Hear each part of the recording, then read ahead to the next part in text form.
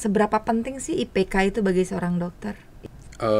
Kalau misalnya dilihat dari IPK aja, mungkin itu penting, tapi bukan menjadi satu-satunya ya, Mem. Iya. Ya, Jadi apa yang paling penting?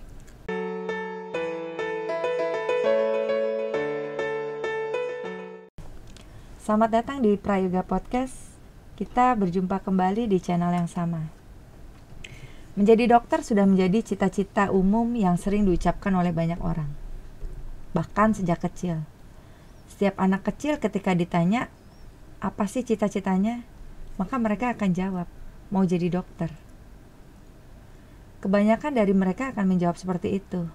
Dan sampai saat ini juga, jurusan yang paling banyak diminati oleh para calon mahasiswa adalah jurusan atau fakultas kedokteran. Jurusan ini tidak pernah sepi peminat. Nah, kali ini kita kedatangan tamu seorang dokter muda dari UGM yang bernama Yosafat. Yosafat adalah salah satu alumnus dari SMA Santa Maria Pekanbaru. Kita akan berbincang-bincang lebih dekat lagi dengan Yosafat dan berbicara seputar dunia kedokteran. Halo Yosafat, apa kabar? Ya, halo Mem, puji Tuhan kabar baik. Oke, boleh nggak dikenalkan dulu sama teman-teman di rumah atau pemirsa di rumah, Yosafat ini dari mana dan sekarang aktivitasnya apa? Oke, halo semuanya, perkenalkan nama saya Yosafat Budi Harjo Santoso Simanungkalit. Biasanya dipanggil Yosafat. Saya alumnus SMA Santa Maria tahun 2017 dan sekarang sedang menempuh pendidikan profesi dokter di Universitas Gadjah Mada. Oke, Yosafat dulu waktu masuk atau daftar UGM itu lewat jalur apa ya? Dulu itu masuknya lewat SBMPTN, Mem. SBMPTN. Oh. Iya.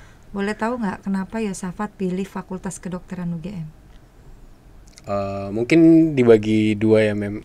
Fakultas Kedokteran terus kenapa di UGM ya? Iya, boleh. Kalau Fakultas Kedokteran mungkin dulu belum ada arah yang jelas mau kuliah apa, dan setelah dipertimbangkan sepertinya dokter itu selain menjadi pekerjaan itu bisa sekalian melayani orang juga. Oh, jadi motivasinya karena melayani itu. Iya. Dan ya itu bukan sampingan ya, menjadi pekerjaan utama juga. Jadi pekerjaan utama. Dan memang kamu pas ketika kamu sekarang sudah, ini tahun keberapa ya Yosafat ya? Kalau dihitung dari masuk kuliah mungkin sudah masuk tahun kelima mungkin ya. Masuk tahun kelima. Iya. Dan apakah pelayanannya itu memang sudah menjiwai? Iya, Sudah dijiwai gitu? Sudah mulai merasa, terutama sejak mungkin berinteraksi dengan pasien. Oke, gitu. Jadi memang sesuai lah ya, kamu memang itulah mendorong kamu lah, motivasinya mau jadi dokter. Iya, salah satunya itu. Oke. Yosafat sendiri kalau boleh tahu nih ya, kan sudah pernah ini kan ada gambar Yosafat nih ya. Itu kan ada tahap-tahapannya untuk road to be a doctor gitu. Iya. Jadi bagaimana fase dari tahapan dari awal sampai akhir hingga Yosafat nanti jadi dokter penuh gitu. Boleh nggak diceritain? Oke, mungkin untuk gambarannya, pertama masuk kuliah jurusan pendidikan dokter, atau sekarang udah diganti namanya jadi kedokteran aja. Kemudian itu ditempuh kurang lebih selama 3,5 tahun. Setelah 3,5 tahun kita akan mendapat gelar sarjana kedokteran, kemudian melanjutkan di pendidikan profesi kurang lebih selama 2 tahun.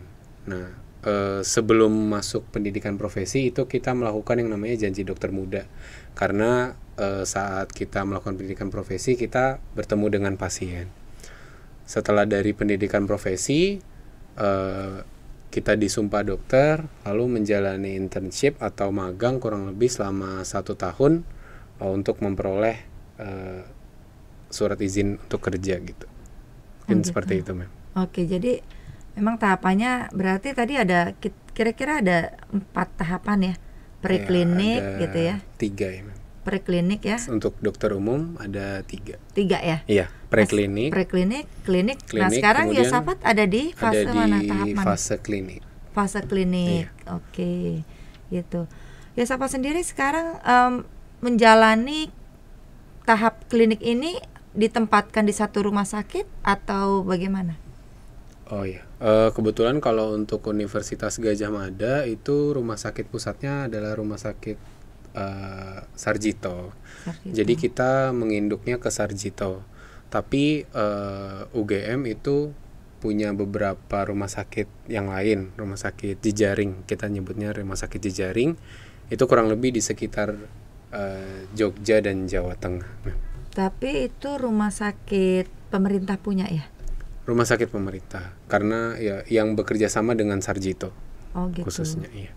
Iya, jadi sekarang Yosafat sudah di tahun sudah mau selesai ya istilahnya koasnya itu udah mau selesai ya? Kliniknya itu bila lancar sampai Desember tahun Bila ini. lancar sampai Desember.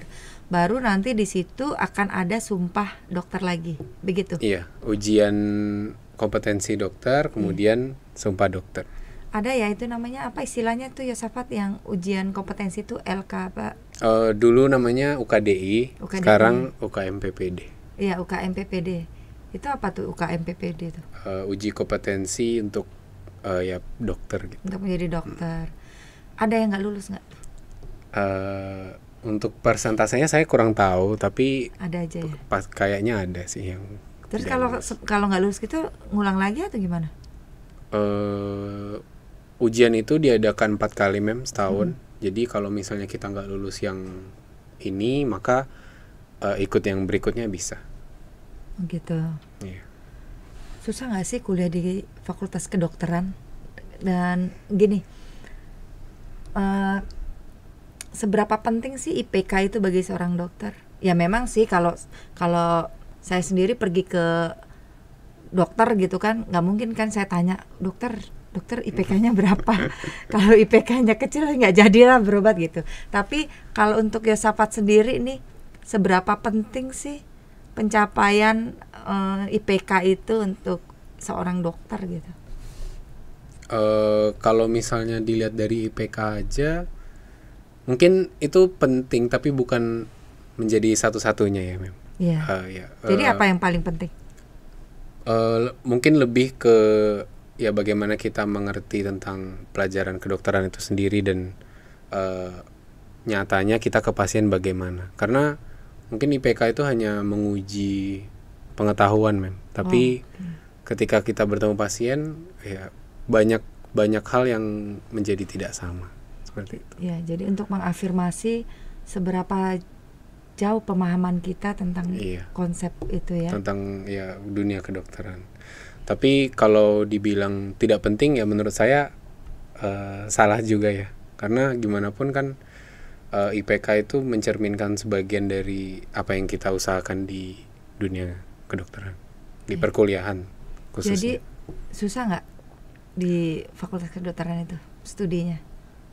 Kebetulan saya tidak pernah kuliah di jurusan yang lain, jadi nggak berani bilang susah. Tapi ya dibandingkan dengan pelajaran di SMA, ya susah ya. Susah, iya. Nah kalau dulu waktu masih di SMA, istilahnya pelajaran ada nggak sih korelasi hubungan mau masuk FK ini berarti kamu harus jago, pinter di contoh lah ya kan, karena pelajari anatomi tubuh berarti harus pintar di biologi gitu. Apa iya gitu? Itu mitos atau fakta tuh? Mungkin fakta ya. Mungkin fakta, lebih ke ya? fakta. Karena gimana pun ilmu yang udah ada kita punya sebelumnya itu pasti membantu berikutnya.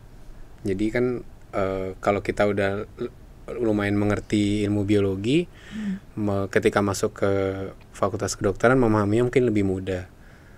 Tapi apakah yang tidak mengerti biologi bisa masuk kedokteran? Saya kira tetap bisa. Cuman bisa. Mungkin usahanya harus lebih ekstra. Oke. Jadi kan Yosafat kan bilang nih, kalau dulu kuliah di kedokteran itu kan istilahnya bukan jadi satu pilihan yang utama ya. Iya. Sebelumnya ya. Tapi setelah dijalanin kan akhirnya bisa juga kan. Iya. Nah sekarang Menikmati kalau juga. bicara tentang biaya nih, dengar-dengar kan kalau kuliah di Fakultas Kedokteran itu biayanya besar ya. Iya. Apa iya betul begitu? Mungkin saya menjawabnya sesuai dengan yang saya alami ya, berarti di UGM. Oh di PTN ya? Iya mungkin ya, salah satu PTN gitu ya. ya. Karena kalau kita ngomong PTS karena Yosafat bukan dari Iya. PTS jadi nggak Saya berani rasanya ngomong kurang berhak untuk ngomong itu. Iya. Sekarang uang kuliah kan berdasarkan uang kuliah tunggal ya, Mem. Ya, Jadi UKT ya. berdasarkan yang sudah diatur oleh pemerintah. Sehingga nanti kita ketika masuk kita bakal digolong-golongkan gitu.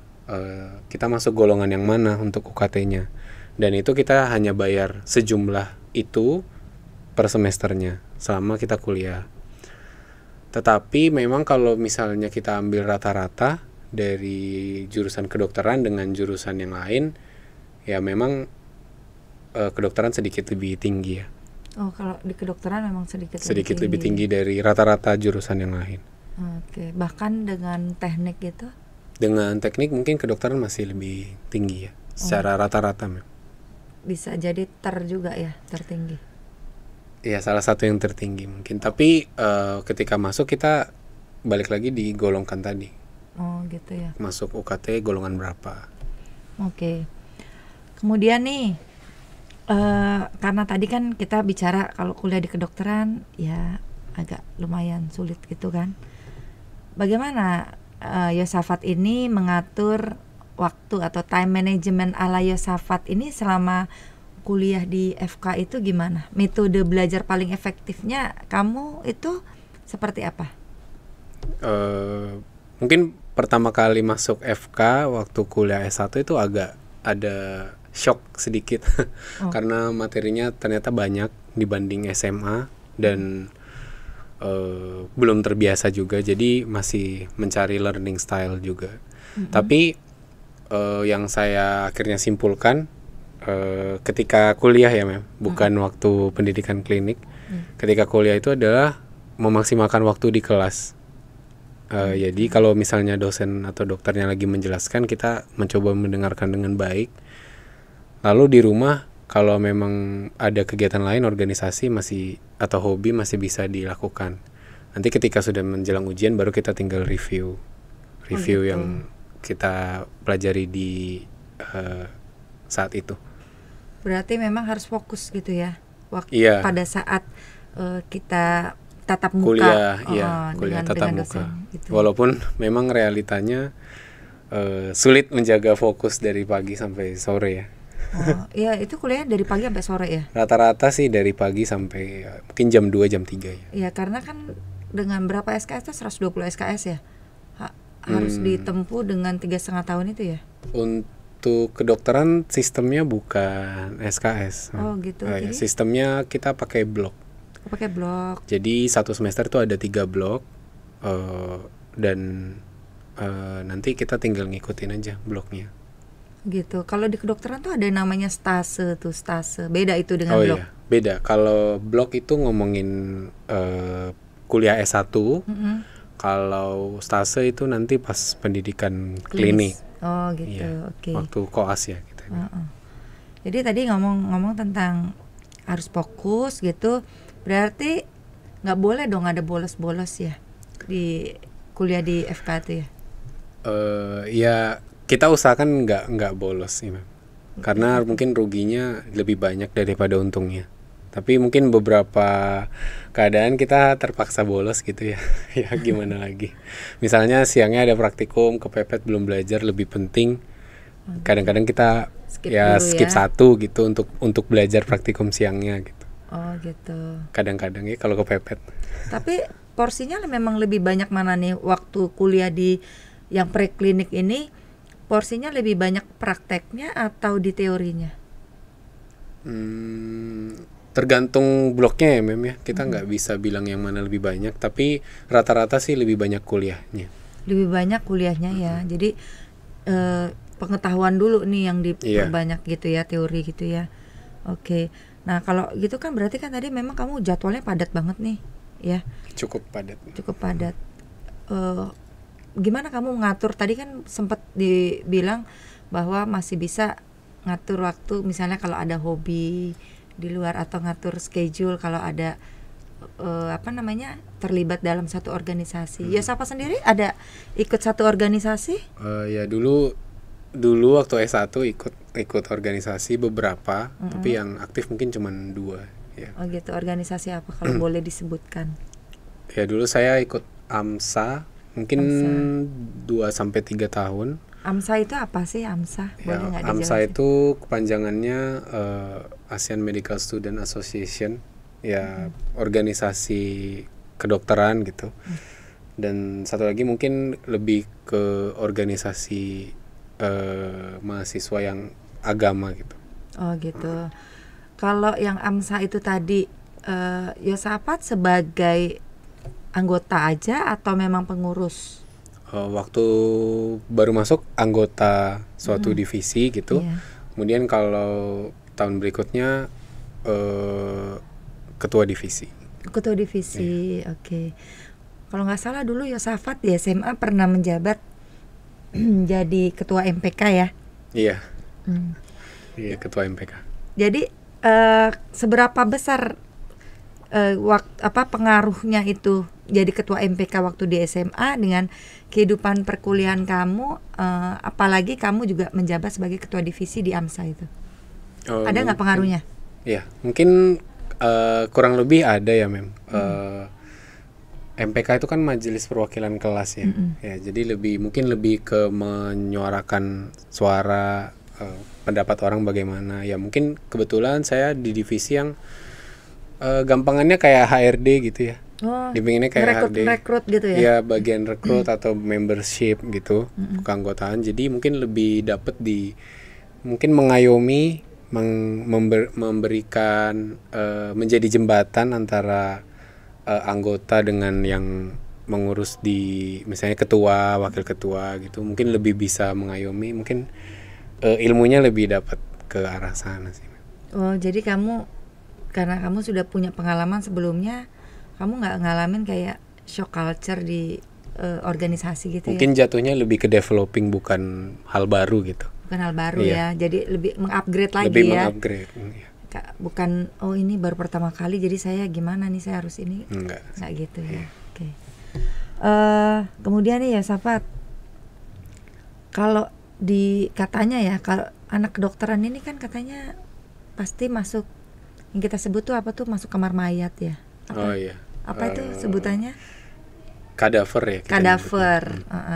Nggak boleh nyebut mayat ya, karena terlalu ekstrim, terlalu horor gitu ya. Ya mungkin lebih ke supaya dibawa ke ranah pendidikan, bahasa kita juga lebih. Iya, terminologinya itu kadaver ya.